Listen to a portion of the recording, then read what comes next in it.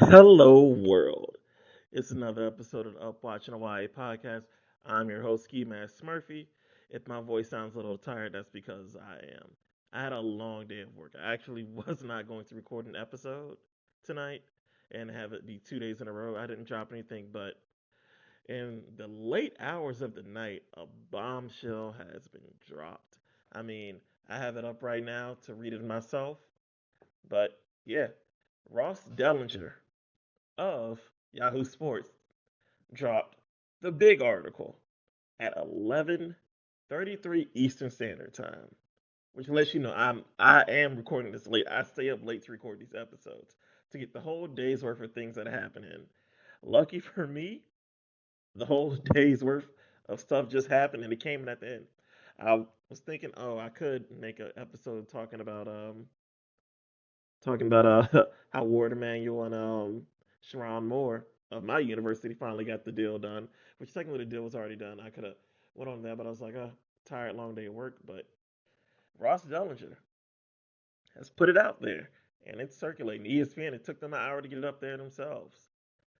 But the Pac-12 is looking to bounce back by pillaging schools from the Mountain West Conference, which I would say sometime last month basically came up. Hey, Mountain West has backed out and saying, oh, after this season, they're not in agreement to make any more scheduled games to help out the Pac-12. And everyone's like, oh, looks like Oregon State and Washington State are a little bit bone dry. They're gonna have to figure out what they're gonna do. And everyone would say, especially in RCFB, in the Reddit, and also in the talk spaces that we have on Twitter/X or whatever you want to call it now, that place, we talked about, hey, seeing how FSU and Clemson are looking ready to leave, and it looks like Stanford and Cal may not be as confident with being in the ACC as they would seem, and that, hey, there's an opportunity to take some teams out from the big conferences, maybe even get a Colorado, Arizona State, get one of them back out of the Big 12 and rebuild things. But this is the reverse of what people initially said, like, hey, you guys just got to join the Mountain West, see what happens, see if you guys get a contract. But now it's in the reverse. Out of the Mountain West, the Pac-12, currently the Pac-2 or the Tupac of Oregon State and Wazoo, Washington State, they are looking at, according to Ross Dellinger, they're looking at taking out four schools of the Mountain West Conference. And the Mountain West Conference currently sits at how many programs that are full time in sports? It looks like 11 total. Let me actually count this myself because the Mountain West Conference, out of all the conferences, is the one that has not changed since 2013. Their teams have stayed steady. So I'm looking at it. We have 1, 2, 3, 4, 5, 6 here. 1, 2, 3, 4, 5, 6 here. So 12 teams. So they would go from 12 to 8 very quickly, which is not where you want to be right now in college football. An 8-team conference, man, you aren't going to have any chance because that non-conference schedule is going to kill you. But the teams they're looking to get, according to Ross Dellinger of Yahoo Sports, a very good reporter, a very reputable reporter. It looks like Boise State, San Diego State, Colorado State, and Fresno State are looking to be the teams that will leave the Mountain West and join the new revitalized Pac-12. And looking at it from my standpoint, because I was like, let me think about it. Let me pull it up and think about, hey, who have been the best performing teams in the Mountain West? Of course, the team that's going to jump in everybody's head immediately is going to be Boise State. So I just have to look through the years. And in terms of everything going, Boise State, San Diego State, Fresno State, well, Boise State making up the biggest majority, but Fresno State, Utah State, and San Diego State are the teams that have contributed to being ranked at the end of the year, at the end of the season. So let you know who the good programs are. So basically, they are taking, I guess I would call it, looking at everything, three of the four good programs that have performed well over the past decade, or at least had a couple seasons where they finished in the national polls. Of course, Boise State has always been up there with their national recognition. Even in their down years, they've been able to turn things around and still get up there. But Boise State, that's like, okay, that's the G5 team to have if you were to take a team out. They have the brand recognition. They have it all with their history of being a BCS buster all those years ago, and then just having the blue field. It makes them easily recognizable. Everybody knows who they are. Then you look at San Diego State and you wonder, San Diego State, what's there? And I would say for the most part, it's the LA market. Because now you have San Diego, which is not technically LA, but still close enough. But now because you have the LA teams all playing in the Big Ten, so sometimes their games aren't going to be in that good old late schedule. Because Pac-12 after dark has been a thing for a very long time. So now you at least have one other team far on the West Coast. Well, not just one, but you have San Diego State, Fresno State, but San Diego State is giving you that LA market, and you're rebuilding your brand initiative of basically Pac-12 after dark was a very big thing, and it did very good numbers. So now you have San Diego State, you have the LA market. Fresno State, that's pulling more into the Northern California market, getting back into there, because that's what it's all about.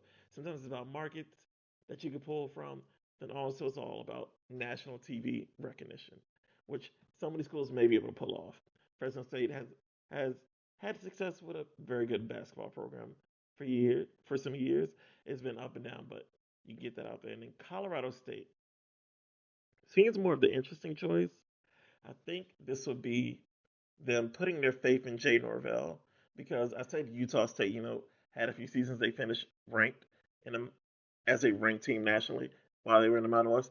Well, those seasons were under Jay Norvell as a head coach. So maybe they're betting a little bit on Jay Norvell being able to turn around Colorado State, which looking at last season, it looks like he had a few things going and was figuring some things out.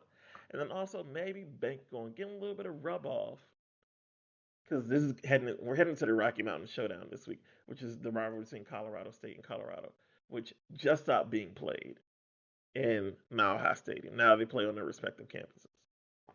But I would say maybe they're looking that if Jay Norvell can build a good program, especially when a Rocky Mountain Showdown or two, can get some of the rub off of Coach Prime, get some of that national attention. That may be what's in store here. But man, considering two of these schools that are currently being named were poached from the Western Athletic Conference. If you're young, you might not even know that existed, but it was called the WAC. Ran very good for a very long time. That's where Utah, Hawaii, and Boise State were in the conference back in the day when they were the schools that were coming out of nowhere and beating these larger programs. So, yeah, the Mountain West Conference played a direct cause in the WAC folding. And now two of the schools they took from the WAC are leaving for the Pac-12, which may lead to them folding. Which overall, right now, it sort of seems it has to happen at this point. The way conference realignment has been occurring so much in college football, it feels that now once the Pac-12 became two schools, it felt like something had to give. A conference is going to go away, or a few schools are just going to remove themselves. One or two schools are going to remove themselves from the conference. Be like, hey, we'll play with you, Wazoo and Oregon State. But now it's going it's going the more negative, and now we all saw what's coming. We thought the Pac-12 was not going to exist, especially after the Mountain West said, yeah, we're not going to work on having contracted games with you all to keep you guys having a schedule. Similar to how Notre Dame has a contract with the ACC where they play the max amount of games that you can play against schools in one conference without having to be forced to be part of the conference, which is 6 games. So now it looks like the Mountain West is now not standing on good legs, especially some people may not even be seeing, this, especially on the East Coast, because I mean, majority of the U.S. population, which means the majority of the college football population, exists in the Eastern Time Zone. This dropped at 11:30 p.m. So a lot of people aren't even going to know what's going on. Most people are going to wake up to this. And that's when you're going to get the full reaction and see how people really feel about the Mountain West Conference. And then you may see another school in Mountain West panic. Because looking at their conference, who their teams are, huh, I would say which team is more likely to panic and want to go in the pack? I would say possibly Hawaii. Hawaii might panic and be like, hey, for us, it doesn't matter. West Coast is West Coast. Let's get some bigger dollars to join the Pac-12. Maybe, well, Air Force wouldn't be the team to panic. They're a military school. They're a little bit more calm about things. They don't care. But if the Pac-12 is able to get Air Force, that's also just good branding because the military programs are easily nationally recognized. Even though they may not be good, people still know who they are. But I think the big thing would be if they were also able to get San Jose State, that would help make them a little bit stronger in that Northern California, San Francisco Bay market to pair them up with Fresno State. But conference realignment has been so wacky and wonky that we all thought something would happen between the Pac-12 and Mountain West. They just agreed to games, and we saw the Pac-12 didn't immediately join them. So he's like, okay, they just smoothed things out. Then last month, as I brought up earlier, they said, hey, we're no longer scheduling games with you guys. So it was like, all right, Pac-12 is going to die now. We're at a point where more chaos is occurring. And it just seems like we're getting to a point where something's going to have to give, man. There's too much moving around to try to just get money. Because that's what happened. I believe in the 80s is when the court case happened, where a lot of coaches, athletic directors would deplete their cases, and head coach, the legendary head coach, Eddie Robinson of Grambling State University, he was the only person to speak for any school not that was not FBS at the time or Division 1A. Only one representative that was not from FBS, which is crazy to think of something that's going to affect all the schools in terms of TV rights, which the NCAA controlled who got to be on TV and how much and how often. So he said, yeah, things are going to come to a head where so many schools are going to get left behind that it's just going to cause a mad rush to be part of be part of the in crowd or face losing face having no money or not being able to have a football program, which in terms means you might not be able to have a sports program because football is one of the bigger money makers in terms of running a college athletic program. They bring in all the money to fund a lot of other things. But things are getting shaky and wonky. I think calls for a commissioner of college football will definitely get stronger if the Mountain West just goes away because it's everything's all over the place and it seems like nothing's steady. Pro schools and programs are just going to keep hopping from conference to conference just for a slightly better deal, and it's just gonna be this weird amalgamation where things are moving similar to how the English Premier League in terms of soccer. That is the top division of soccer within the United Kingdom slash England. That technically they are not governed. Most in Europe, most of the soccer and sports organizations, sports leagues are governed by their government. They have what they call departments of sports or ministry of sports or department of athletics, where they try to make sure all the money is spread around somewhat evenly, but still based on performance. But the English Premier League, in terms of soccer, that's its own thing. It operates outside of the governance of UK soccer, of their government, for the most part. And yes, they make crazy money, but also they spend they spend crazy money. So it's not as profitable as it seems once you get inside of it, looking from the outside. Like legitimately, an NBA team, MLB team, and NFL team on a year to year basis is more profitable than running a European soccer team.